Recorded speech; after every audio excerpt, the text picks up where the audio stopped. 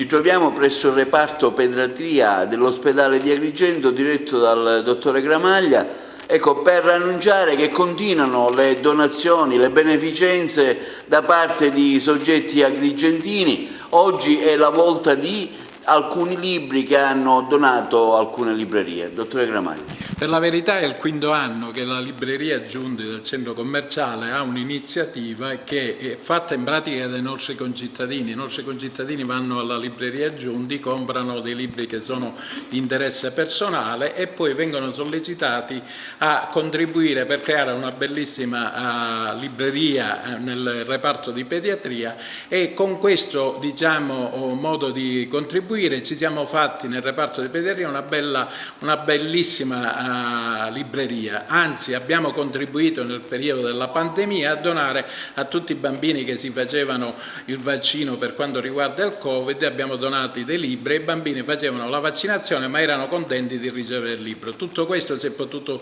organizzare grazie ai permessi della triade strategica, grazie al contributo dell'AVULSI che vigila sempre sui nostri bambini, permettendo anche un itinerario non troppo triste nel nostro reparto, e una collaborazione con la società civile, Libreria Giunti e AFPE, che ti permette di fare questi regali ai nostri piccoli bambini. Dal punto di vista medico, qual è la situazione attualmente il reparto pediatria? Diciamo che in un momento in cui stanno continuando ad alzare le percentuali di Covid, che indicazioni ci può dare, dottore Gramaglia? Ma guardi, noi dal 2021, marzo 2021, abbiamo gestito pure Covid ad Agrigento, evitavamo i trasferimenti del reparto di malattie infettive di Palermo. Questo fatto ha creato una disponibilità di posti letti, ne avevamo e ne abbiamo tuttora 4 posti letti nel reparto di pediatria per bambini Covid. In realtà casi gravi non abbiamo visto, un unico caso abbiamo trasferito a Palermo che aveva problemi respiratori, ma per il resto tutta patologia trattabile e senza particolari complicazioni.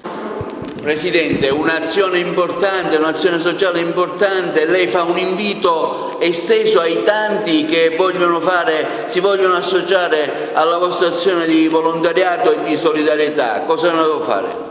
Devono fare, noi siamo su Facebook, abbiamo il numero di telefono, abbiamo la segreteria di fronte alla chiesa, tutti quelli Quale che chiesa? La chiesa dell'ospedale San Giovanni di Dio, tutti quelli che vogliono venire con piacere, noi siamo qua ad accogliere tutti i volontari a braccia aperte. Magari c'è gente che non sa come fare ma che vuole mettere a disposizione anche parzialmente il proprio tempo, giusto? Sì, assolutamente, ognuno di noi può mettere il minimo di tempo, non c'è bisogno assolutamente di impiegare tantissimo tempo. Noi comunque siamo sul volontariato AVULSI Agrigento su Facebook, tutti quelli che ci vogliono trovare ci troveranno tranquillamente. Dottor Zappia, oggi un evento importante, la donazione di alcuni libri nel reparto pediatria, segno di una città generosa che dona e che vuole il sorriso verso i più deboli, in questo caso verso i bambini.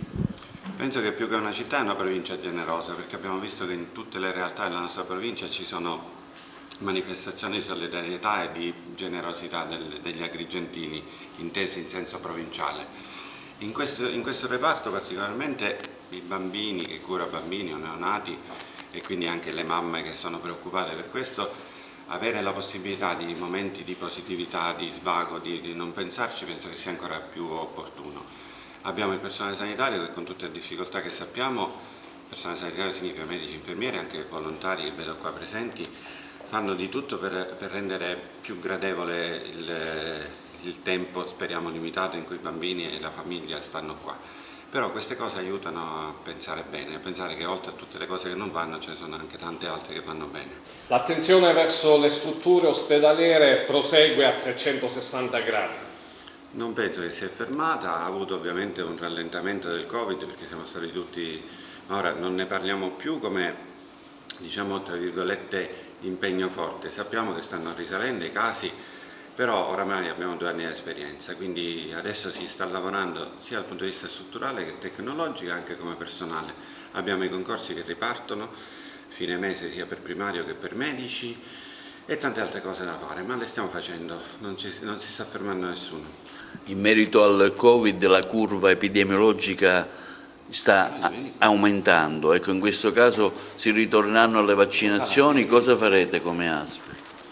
Adesso riprenderanno le vaccinazioni, così come dice la legge, riprenderanno, è una bella parola. Abbiamo numeri che veramente sono risibili, no? Ma è da agosto fine luglio che abbiamo 200, 300, 400 vaccinazioni a settimana. Questa ASP ne faceva 6.000 al giorno, se vi ricordate. Certo, oggi c'è da dire che tanta gente che prende il Covid neanche lo denuncia per evitare limitazioni. Il vaccino, adesso stiamo aspettando il nuovo vaccino, non la quarta dose, perché sappiamo che la dose attuale è nuova, quindi è fatta con la biotecnologia, come sappiamo, quindi sono stati variati quei loci, quei punti che vanno a contrastare Omicron 4 e 5, quindi io invito tutti a farlo, non lo so. Vediamo come prenderà. Insomma, c'è un momento di incertezza questo passaggio al nuovo vaccino, però dico, è importante anche, specialmente per le persone più fragili di una certa età, fare.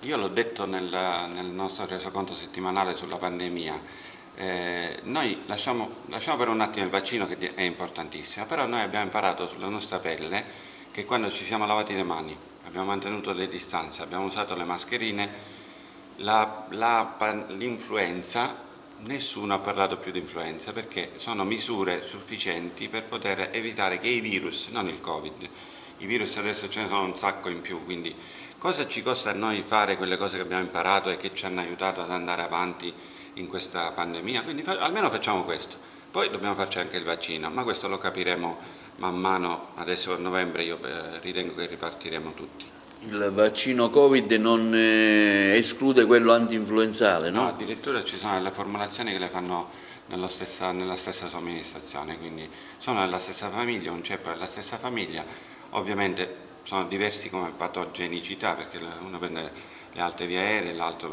ha preso le basse vie aeree con le complicanze della prima ondata, prima e seconda. Poi adesso diciamo che poi i virus cercano di adattarsi per sopravvivere loro, anche se fanno meno male, mutano per essere più contagiosi, quindi la prendiamo, non abbiamo quasi nulla, però siamo positivi.